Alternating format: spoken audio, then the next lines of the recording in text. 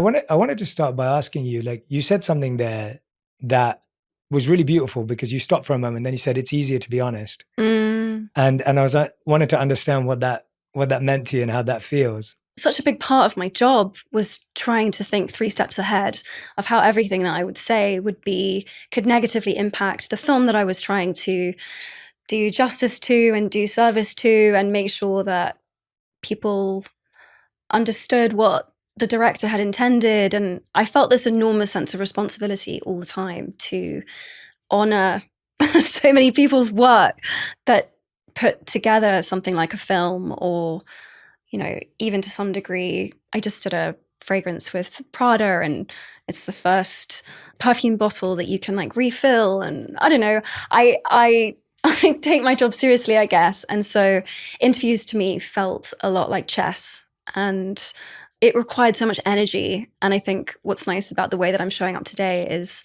I'm just showing up for myself. And for once, I'm not here to speak on behalf of anyone else or anything else other than myself, which is unusual. And I think within those contexts, everyone is trying to be as authentic as they humanly can be.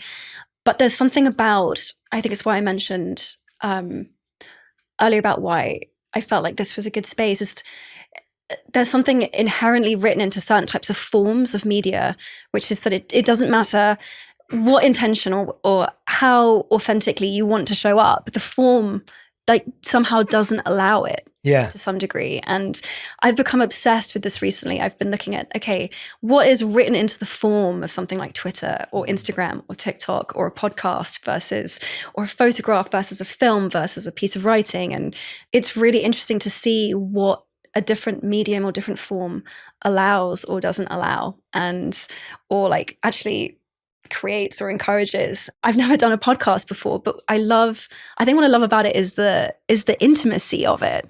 And I think the long form version of these kinds of conversations allows for such a different kind of discussion that I didn't think was possible before.